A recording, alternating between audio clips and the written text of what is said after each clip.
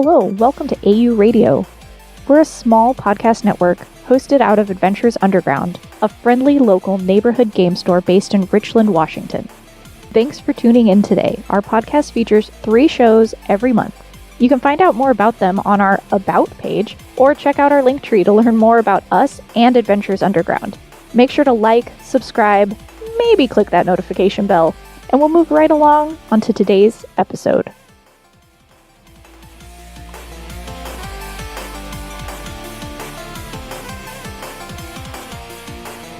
Welcome to the Word Warren. We're going to talk about books. Yay, books! Yay!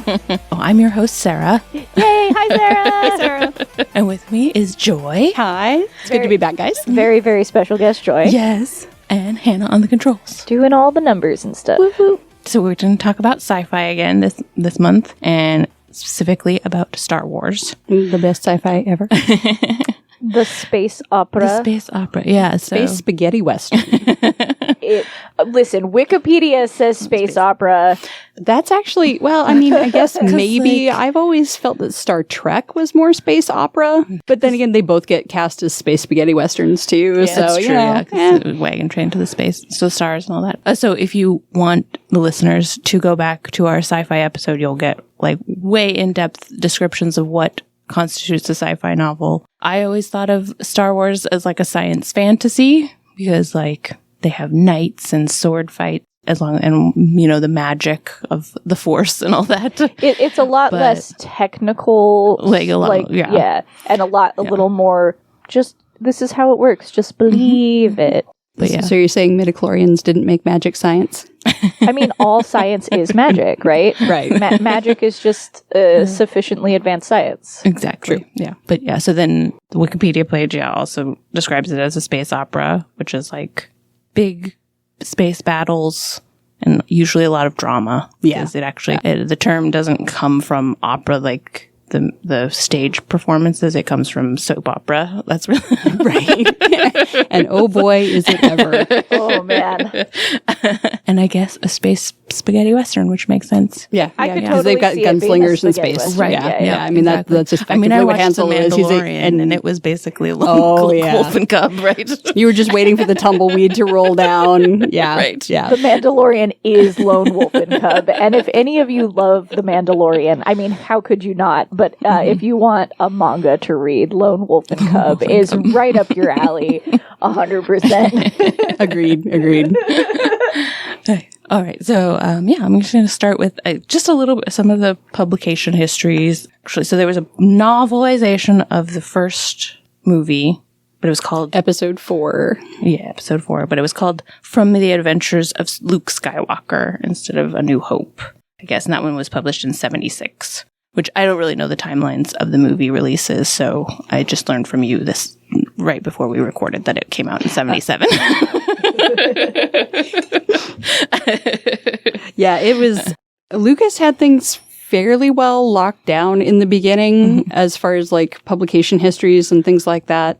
Again, he was trying to get money to do more of these. So he was really fairly intelligent about how he did it in making sure to get into print media, because at the time print media was considered a more like highbrow version of entertainment than movies. Yeah. Because even like the comic book publications started almost like the year after. Yeah. It was like right after the movie came out. They did a comic book series that basically novelized the first film, and then they went on until like 86 with just like a continuing. Lucas was really business smart in the beginning because he maintained all the rights for merchandising and things like that. So he was obviously making money selling his intellectual property to other people to do stuff with, which was one of the ways he was, if it didn't take off, he was planning on financing some of the second movie, from my understanding, was like, well, if it bombs at the box office and the critics pan it, because at the time, obviously, critics had a great deal of sway on whether or not you could get investors. So he was kind of like hedging his bets. Right. It seemed like with a lot of what he was doing in other media. Oh, that makes sense. Yeah. So the novelization of the first one was in 76, and then there was a sequel that was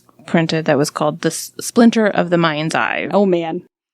Oh man. And Joy has so much to say about that one. It's when it first came out, obviously when the first movie came out, I was a baby. So it was like in the early 80s when I discovered a lot of this stuff. And Splinter of the Mind's Eye, which I found out later, it's not a bad book. Mm-hmm. It has Darth Vader in it, which, I mean, that makes it a good book right there because there's this menacing Darth Vader about 3/4 of the way through the book who just like is chasing Luke and Leia down. But it was when Lucas had Alan Dean Foster write it, and Alan Dean Foster was the ghostwriter of the original novelization of A New Hope. He had Foster write it to be if A New Hope bombed in the box offices and he couldn't get the investors he needed, it was literally going to be the script for the second movie. So if things had gone poorly, Splinter of the Mind's Eye would have been episode 5 instead of Empire Strikes Back. So there are no space battles in it. There's very little, like it all happens on one planet. 98% of everything happens on one planet. It's a swamp planet, kind of like Dagobah. It's called Mimban. And most of it happens underground. Mm. So it's there's a little bit of stuff that happens above ground, and it's kind of like Mos Eisley Cantina style stuff that we've already seen before, with some similar stuff. And basically the entire story is, hey, to get off this planet, because we crash landed on this planet, we have to do a fetch quest for this old lady.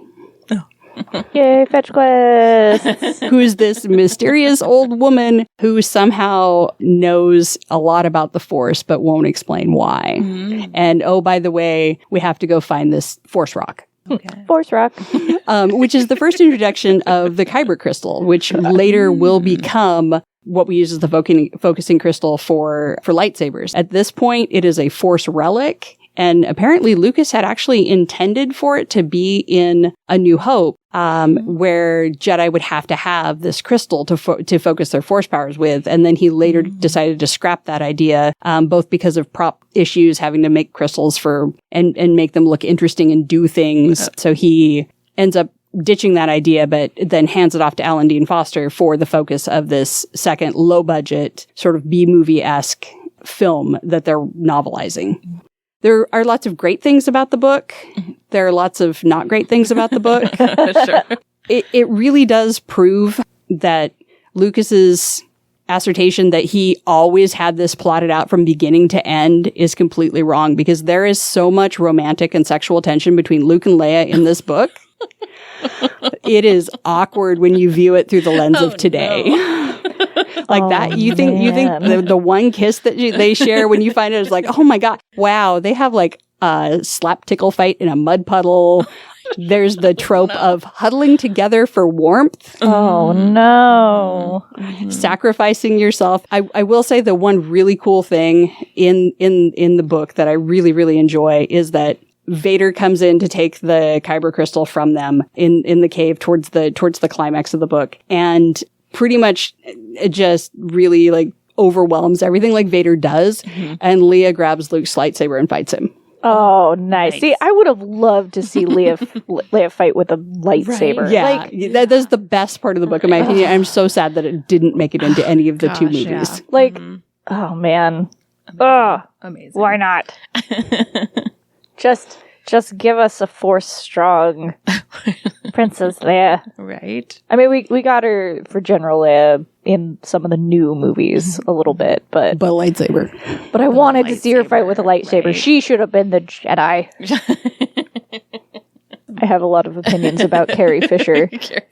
Space Mom, and how cool she is, and how much cooler she should have been allowed to be in the movies. Mm-hmm. And also, I'm sure it's been said before, but Luke's last name was supposed to be Starkiller in the original. That's right. Yeah, instead of Skywalker. Okay. Mm-hmm. I don't know which one I like better. I like Skywalker better.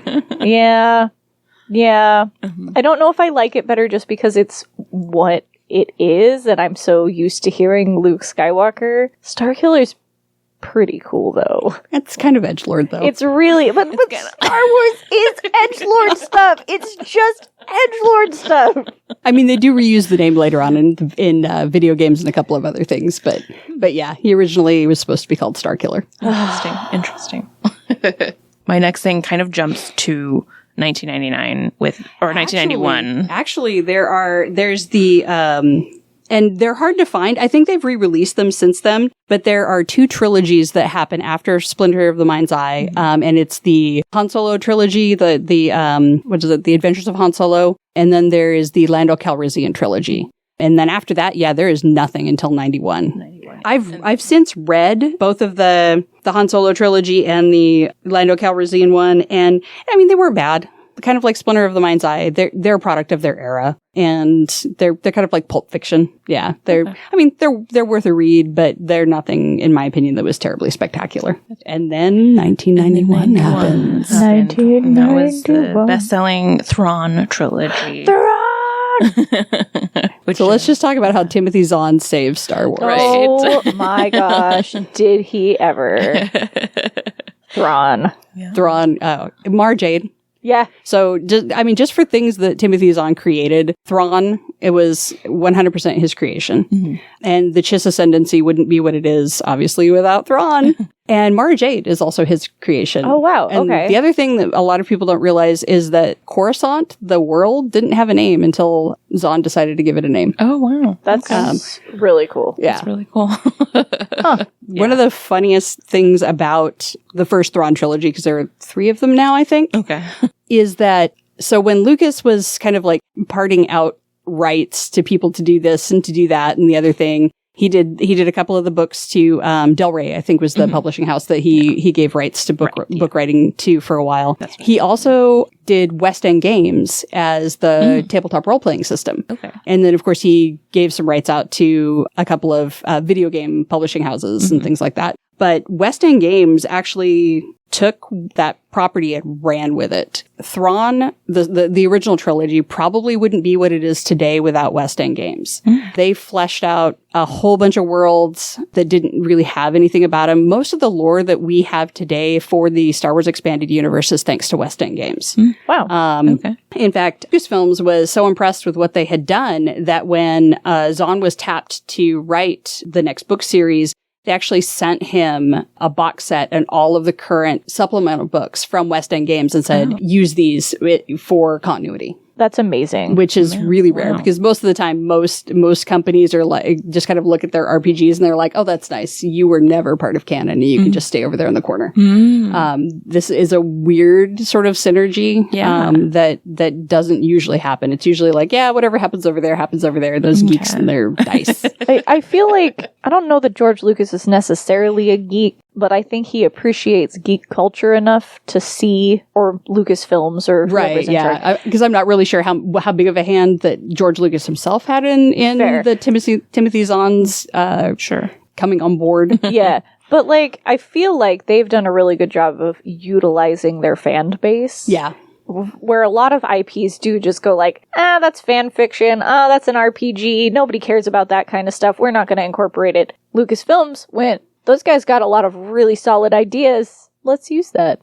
Yeah. Right. Like, just let's incorporate that. Let's make that a thing. That'll work really well. Right. Yeah. And in one of Zahn's interviews, he said that the reason he was able to dedicate a lot of time to really creating in-depth characters was that he didn't have to worry so much about world building. Yeah, he could just go to a source, look at it, and if he wanted to change things, tweak things, or add a few things, he already had a base to work from. Right. Which is huge. Yeah. I mean, world building is a nightmare in and of itself, and then there's continuity. Well, and I feel like Zahn with his books and all that really kept Star Wars relevant because it was, 16 years between the last of the original trilogy and the first of the prequels? So, yeah, something like that. It was because they did the re-release, the 10-year anniversary re-release. Yeah. Before we really even heard anything about the prequels. And if it hadn't stayed in the popular scene, the sequels probably would have never gotten made, or the prequels would have never gotten made. Yeah, probably not. I mean, West End Games started, I know I have the date here. They started in 1987, and they had it until 2000. So they had that property for a really long time, and they just like Zahn did a lot to keep it in I guess not mainstream media, but yeah, definitely alive in popular culture. Right. Yeah. And the video games helped with that too. Yeah. And I think a lot of the video games also give props to West End Games for their world building, because a lot of stuff taken for video games is from West End Games. And in fact, I mean, WotC takes over. They're like the inheritor of the game after West End Games folds. They didn't buy West End Game, but somebody else bought West End Games, and don't shoot me, I can't remember who it is, because West End Games also did Paranoia, which is another great tabletop series. When WotC took it over, they moved it to the D20 system, but they kept most of the world building that West End had done. And then, so when Knights of the Old Republic and BioWare come out with the Knights of the Old Republic actually used the WotC D20 system on the back end for their game balance. So there's Star Wars has had a lot of interesting synergy between medias that don't usually interact with each other. And I've always found that super fascinating. Yeah. It is really cool because when we talked about Star Trek, it very much was like the novels and any fan fiction and anything like that in Star Trek. They just disregard most of it. Right. Yeah, it's just kind of its own. It's just kind of its own thing. It doesn't really influence the actual like canon properties of the show. And Star Wars is the polar opposite, where a lot of the material that was made outside of the movies greatly impacts the story and the world building, and they allow that to be a source of inspiration and make things actually happen. Yeah, I mean, and even the animated series are I mean, influencing. I mean, we have Ahsoka. She was a cartoon character. Yeah. Right. I think that's really, really good. Like, I think that's awesome. A good way to go, because then you're not creating in a void. You can disregard stuff you don't want, but you can pull in other stuff that you do. It's cool. Yeah, it's really cool. And we're getting Thrawn. So, I mean, right? The problem is we've killed off Skywalker. So, are we going to get Mara Jade, not Mary Jane, Mara Jade, or not? Right. I mean, obviously she can survive quite easily. Her claim to fame is not being Luke Skywalker's wife. Right. So I hope that we get to see her somewhere down the road. It would be really cool. It would be amazing. It'd be really cool, but I don't trust the mouse. Oh, Disney. Disney.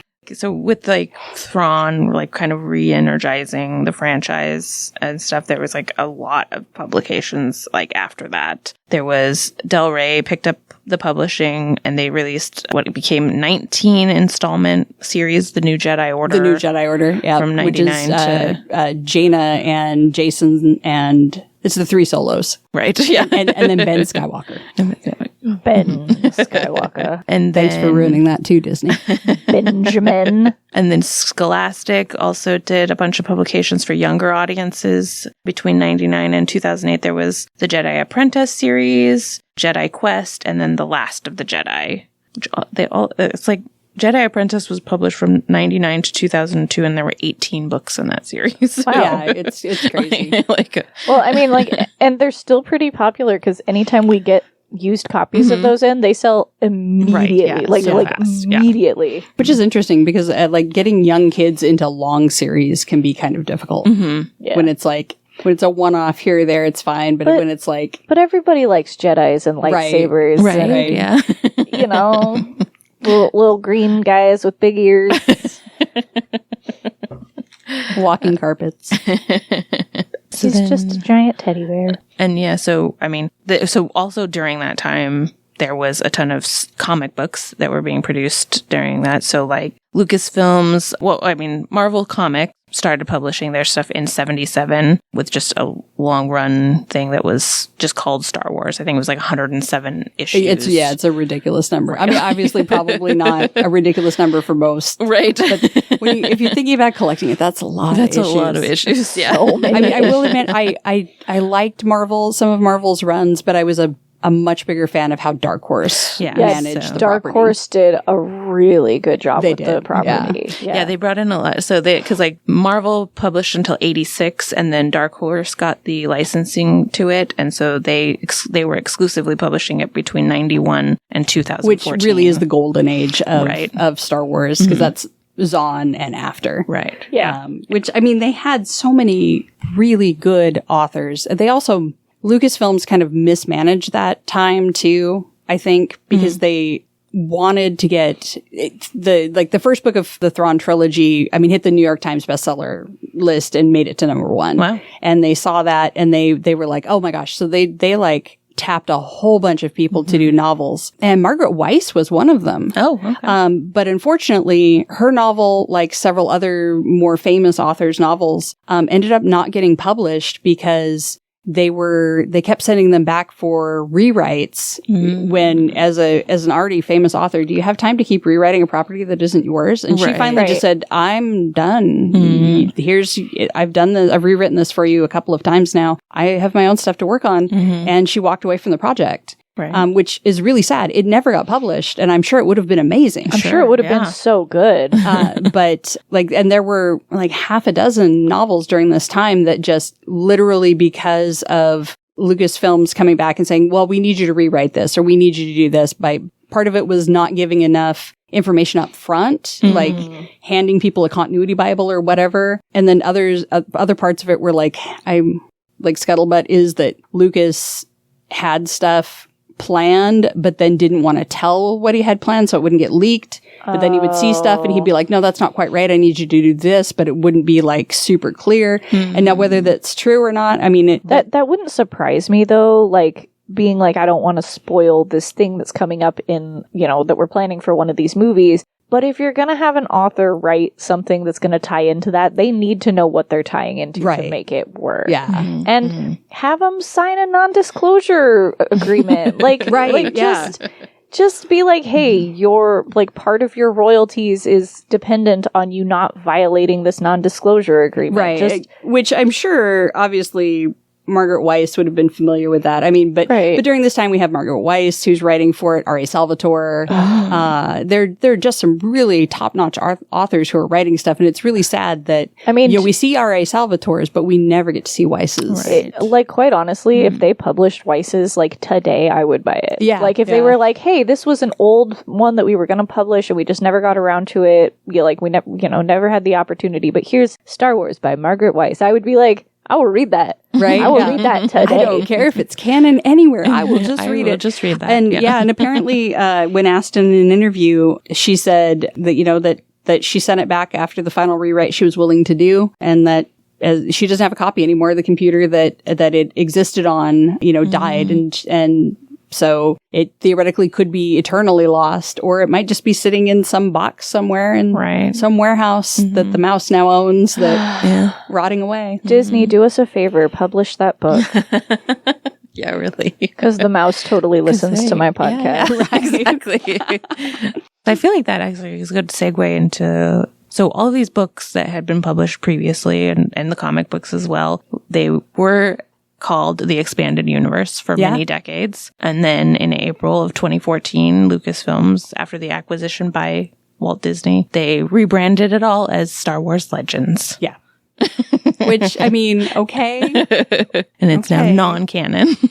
Which is stupid. Yeah. So it apparently everything published prior to 2014, with the exception of the movies and the animated series that Disney Plus currently has on their streaming. Okay. That's how you determine canon. They're an alternate timeline. They don't even call it that. Yeah, they're just legends. They won't even state whether it's is this the Kelvin timeline for right? Or I mean, what is this? What is this? And I mean, I get it. There are, because there were so many people after 91 playing in that sandbox, there are huge plot holes. Sure, no, for sure. And there's the most ridiculous stuff in the world out there too. There's some stuff that you're just like, that's not Star Wars. I mean, for sure, it's a huge property. It's been around for a long time. There's always going to be stuff, but it's just kind of like, really?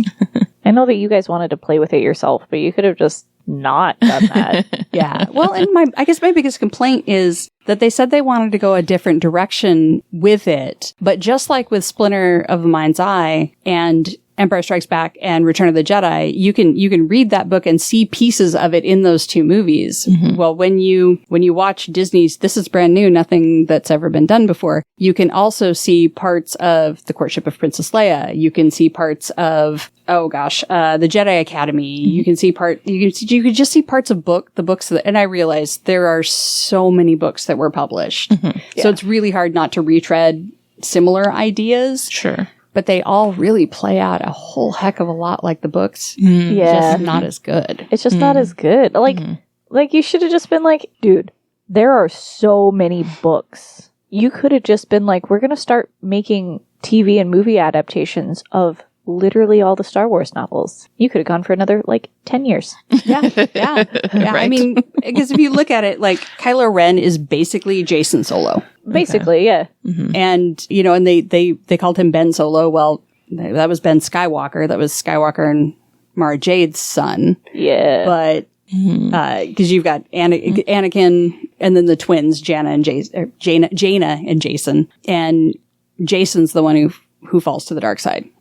And effectively does a heck of a lot like what Kylo does. In fact, he attempts to shoot his parents out of the sky to pass his Sith initiation. And what does Kylo do to pass? He kills his dad. He kills Han Solo. Oh, hey, spoilers. If you haven't seen that movie that's been out now for so long, for so many years now, you have no excuse, but spoilers anyways.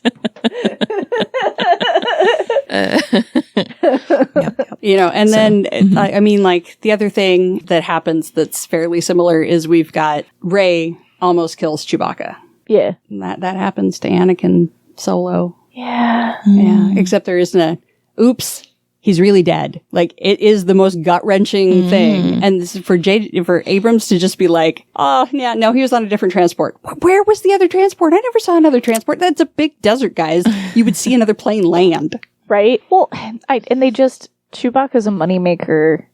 Well, I get that. And I get the want to tug on the heartstrings, but I don't know. It felt cheap. It felt cheap. It was cheap. And it was what? 3 minutes later, you find out he's okay? Yeah. You don't, I mean, granted, Rey doesn't find out 3 minutes later, but you find out 3 minutes later. And I guess if you want to have that moment be impactful, maybe more than 3 minutes. I think the audience should have found out when Rey found out. Yeah. I think that would have been much more impactful. And then they could have done a little flashback to show how it happened. Yeah. But let the audience sit with Chewbacca dying for a little while. Now we have Han and Chewbacca gone. Yeah. And it's horrible. And I hate it. I don't like it here.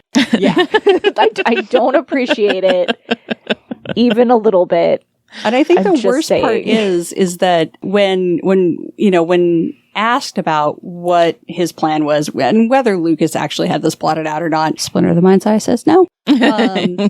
He said very clearly that this was a hero's journey and that the original series, A New Hope, Empire Strikes Back, and Return of the Jedi was about the son, that the prequel series was supposed to be about the father, and that the sequel was supposed to be about the daughter and the grandchildren, which is what you see in the books. That's exactly what you see in the books. He followed that plotline pretty specifically in the books. As far as whether he was hands-on or hands-off, who knows? Yeah. But that's pretty much how the publishing kind of happened. Okay. But the movies really don't feel that way. They don't, yeah. And I realized that Carrie Fisher died before we could see anything happen. And I mean, we do get Rey, but she's, spoiler, Palpatine's granddaughter. Yeah. So not really because the entire thing was supposed to be basically a generational story for a family. Gotcha. Yeah. And instead it wasn't. Yeah. I do have to say, though, that I have liked a lot of the movies that have come out, recently. Rogue One was beautiful. Oh, gosh, Rogue One. Andor was great. Yeah, I loved Solo.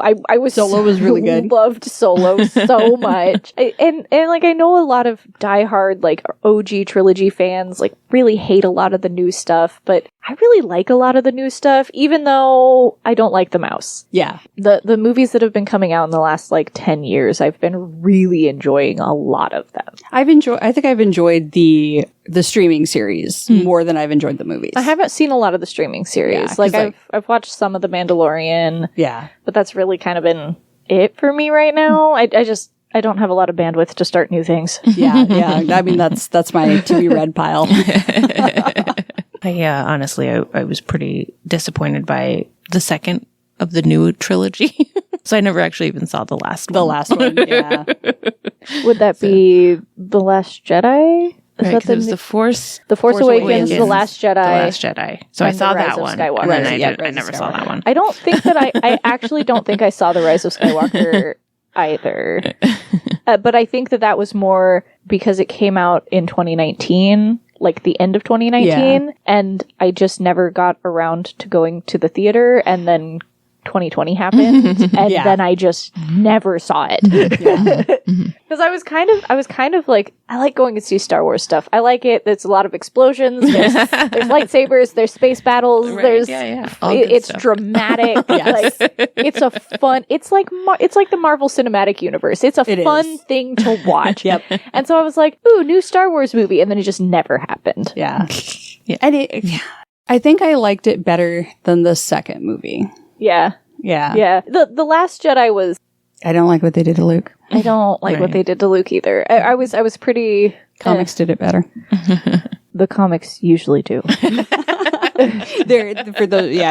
For people who are unaware, Dark Horse did a great comic line in which Luke falls to the dark side. Yeah. It's very well written. It's for a comic series. It's surprisingly heart-wrenching. Yeah. It doesn't use a lot of tropes that you usually see in comics. It's impactful. Yeah. I was really, really impressed with it. I wasn't expecting to be impressed with it, but I was really impressed with it. Like we said earlier, I feel like Dark Horse did a really good job with the Star Wars IP. Like, they did amazing. The artwork's really phenomenal. The storylines are super good. Even the paper's really nice. Yeah, even the paper is really nice. Honestly, if you're looking for something that's not the movies and you really want to get into the Star Wars universe, the comics, to me, are the way to go. They're super great. Dark Horse specifically. I haven't read the Marvel ones. I can't speak on that.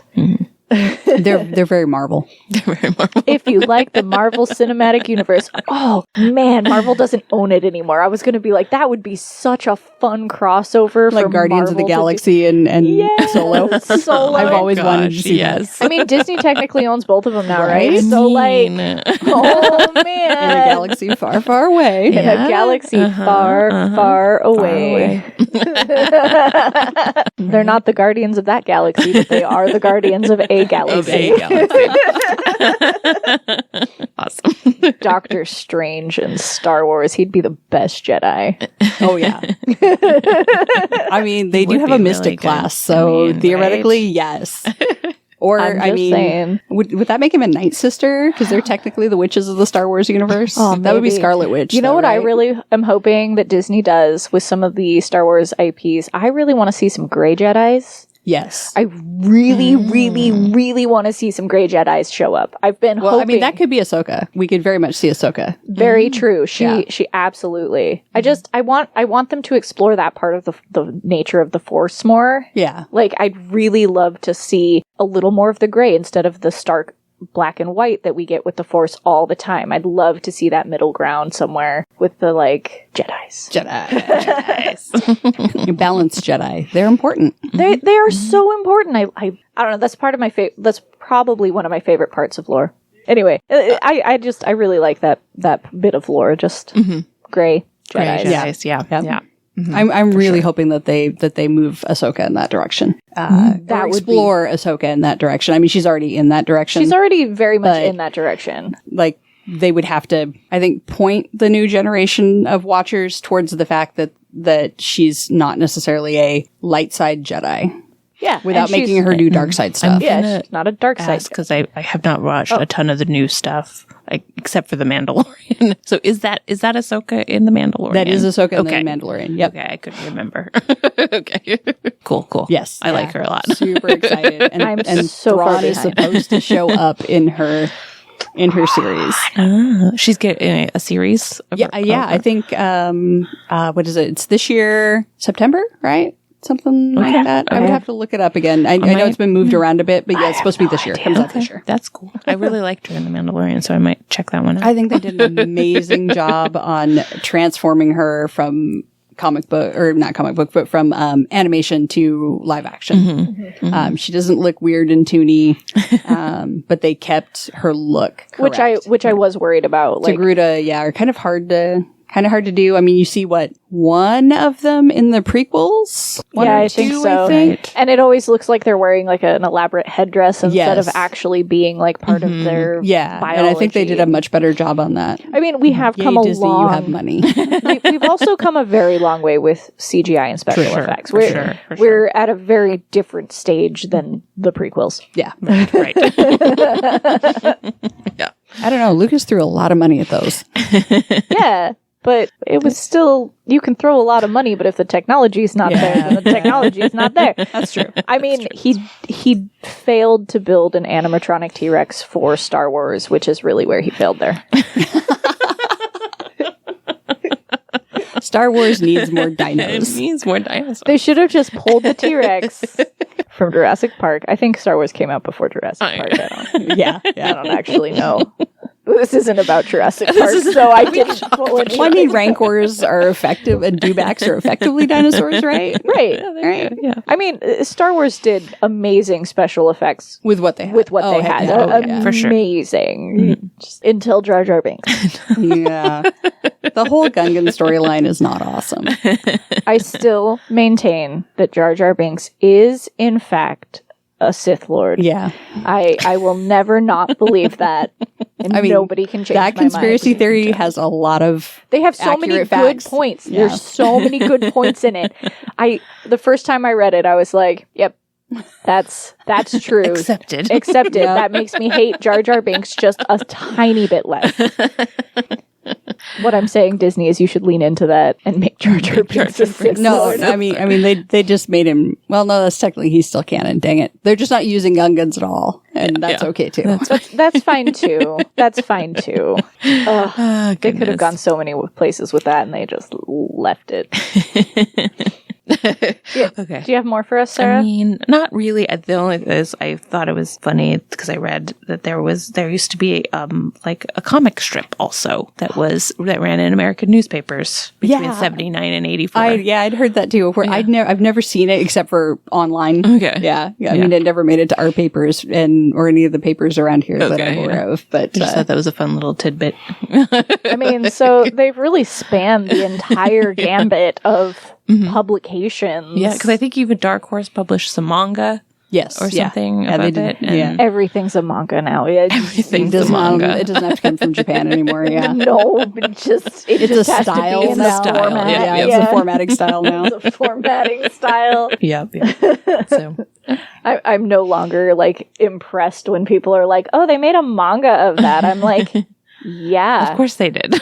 Of course they It's the hot new thing. Nobody reads comics anymore. It's all manga. Well, and then also there was a ton of video game. Well, not a ton, but there's video games about it. Well, I mean, they had video games starting as early as like 1983, which I think a lot of people don't realize unless you had an arcade nearby. Right. Because they had pinball and arcade games. And then later it was Atari, like Atari 2600, the Commodore 64 had mostly the video games made from the movies themselves. There was also some radio dramas that they did for a while. I think they were just retellings of the I think so too. trilogy, but they were rewritten for radio. That's cool. And they did radio drama releases of them and stuff, which is really neat. That's really cool. It's like prior. Oh my god, prior to audiobooks. Yeah. I do words for a living. I know how to do words so good. Yeah. And then, of course, after 1991, when Zahn saved Star Wars, that's when you really start to see the video games come out for the PC. And of course, I mean, obviously PCs were in more people's homes, but that's when the X-Wing series comes out, which was literally, in my opinion, the only reason to buy a flight controller was so that you could play X-Wing. I mean, that's the only reason I bought it. Yeah. And then in 1995, on the back of, oh my gosh, Doom is so popular, the weird first-person shooters in hallways. Oh my gosh. They did a Star Wars Dark Forces, I think it was, but it was a Doom style shooter. Oh my gosh. They recently like remastered and re-released a new like Doom game too. Recently, several years ago. Dark Forces, I played it a little bit. My brother liked it, but it was literally, you could tell it was a Doom clone because it was just white walls instead of stone walls, and instead of demon monster alien things, you were shooting stormtroopers. Yep, of course. That's it. Of course. That was the only difference. It was still exactly like Doom. You were walking around in this maze like, it's like, what Death Star has maze-like corridor? Right. There's no Death Star out there. This is a terribly designed ship. It was awful. What are you going to do in the event of an emergency? Nobody can find their way out. Terrible. Don't you know what they did to the last one? And then, they do a whole bunch more of the flight simulator games because they're super popular. And then in 2003, Knights of the Old Republic comes out. That's the Old Republic. I which is played where that we one. have Revan. Oh, yes, Revan. So, and I mean, he once again is one of those characters that has never been in the movies, but made the jump from video game to, I think there was a comic book series. I know there's been some books. And if it wasn't so far in the past, I wouldn't be surprised if Lucas had eventually done a movie about him. But, he's thousands of years before the Battle of Yavin. So, Yeah. like exactly how many, I don't remember, 1,000 or 800, a lot. I'd love to see some like old Star Wars lore, like TV or movies, That where would it's be just really like cool. I'd be like down with long, that. long ago in a galaxy far, far, like just like Even further Right. back in time. even further back in time. And I mean, another funny thing to think of is as far as like going backwards, Boba Fett has what, 1 line, 2 lines? 2 lines, and they're dubbed lines too, because you can't hear him in the helmet, and he screws up the lines, but it's okay because they're dubbed. Nice. Okay. And it's all fan lore and books that make Mandalorians amazing, because Great. literally Mandalorians didn't exist until like the world got a hold of it. And they were like, decided we that like this bounty guy. hunter We is like that suddenly, and then all these books come out, I and love, now we have the Mandalorian. I did like I know that it's no longer, I don't think, canon, because I think Boba Fett is a Mandalorian. No, so Boba Fett's technically still a clone because of the movie. Okay, so because I had... So not born on Mandalore, technically not, like, he'd be like an adopted Mandalorian, I believe. Because I liked 'Cause he's a clone. I liked the fan lore that, like, the reason he wears the Mandalorian armor is just because he is a bounty hunter and he killed Mandalorians and stole their armor. Right. That was the fan lore that I got introduced Right. to Boba Fett with, and I was like, and then they're like, no, he's actually a Mandalorian, and I was like, okay, that's still really cool, but like, Yeah, aw. he's Jango Fett's clone. Yeah, Okay. okay. And that they makes did sense. keep that. I mean, that is canon because it's from the movies. It's been so long since I've watched any of the movies. Yay, I- Clone Wars. I was really not into Star Wars when I was a kid. It wasn't really the kind of movies that my family watched. Like, some of my cousins were, but like not immediate family. And so I remember like the first Star Wars thing I ever watched was the one with the Ewoks. And I was terrified of the Ewoks, and I never wanted to watch any other Star Wars movies ever again. And so I didn't really Teddy watch... bears with pointy sticks. Right? Yeah. They're just creepy. Their faces are so weird.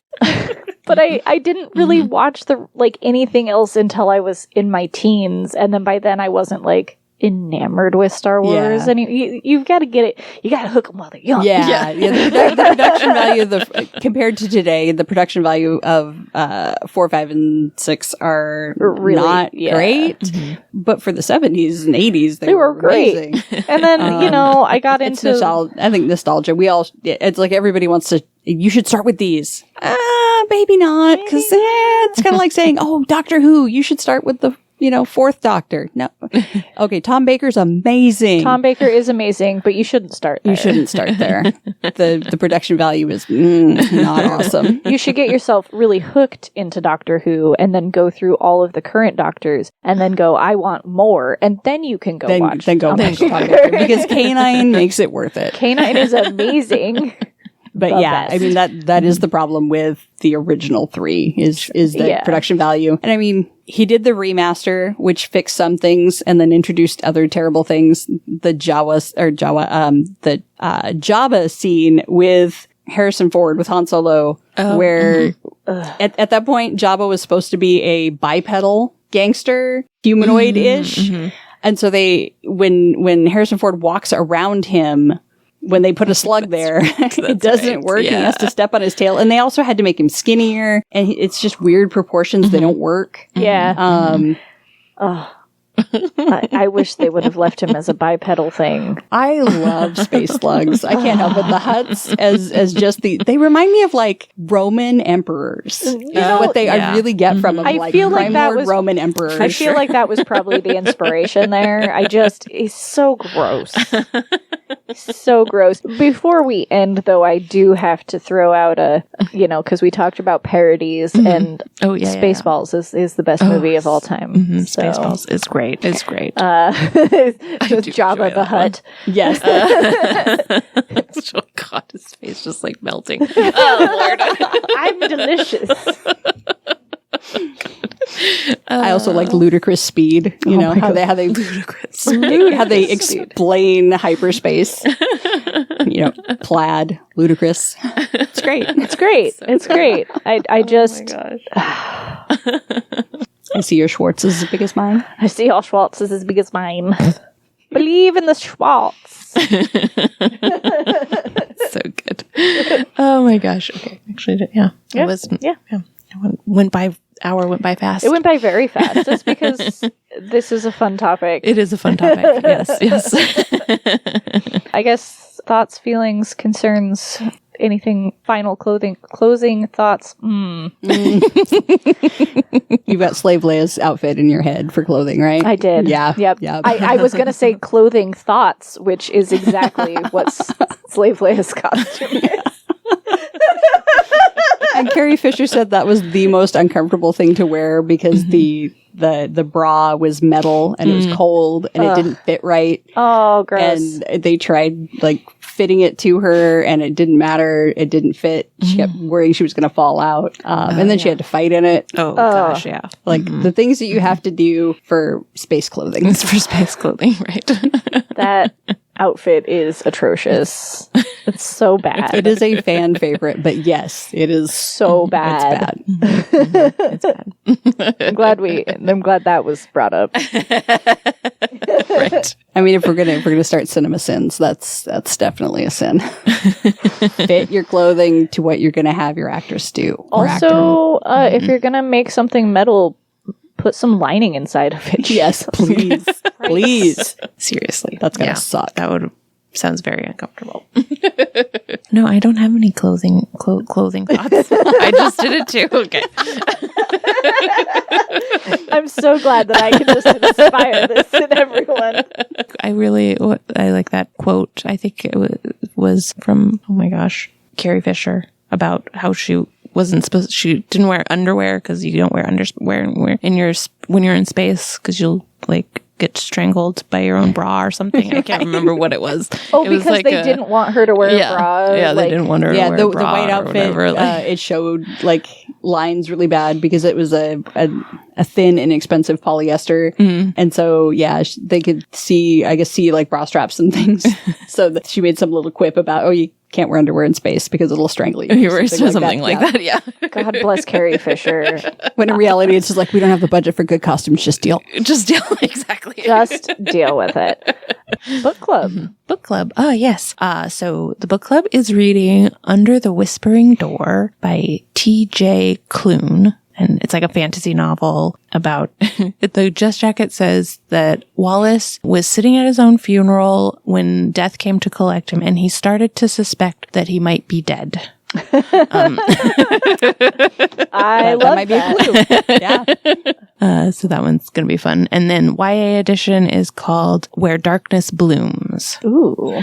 I don't remember the author's name. Sounds very sithy. That's okay. I'll put it up on the thing. I don't know. Yeah. But you can go to the website and find out what the book club books are, and it's easy to see. It's supposed to be kind of spooky. Like there's lots of sunflowers on the front cover of it, but they're spooky. Like spooky sunflowers. But spooky sunflowers. Lighted to be spooky. Right. Okay. Yeah.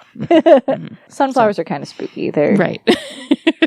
I mean, they follow the sun around. Yeah. Like They move. they're moving plants. The moving plants aren't all plants. Possessed, A little maybe. bit. Just possessed. wondering. Possibly. Maybe. Possibly. You never know. Alien species. I mean, creepy dolls, sunflowers. I don't see a difference. Yeah, They're the same picture.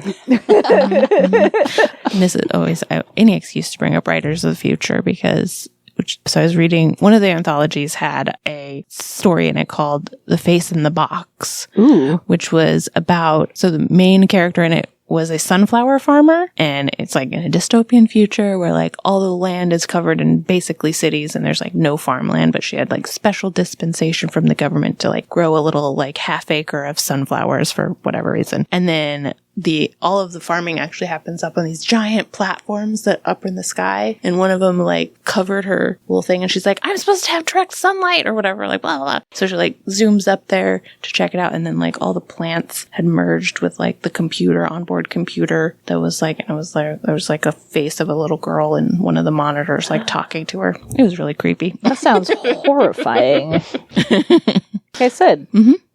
Right, sunflowers. Plants. There's not a difference. You can't trust them. Can't trust them.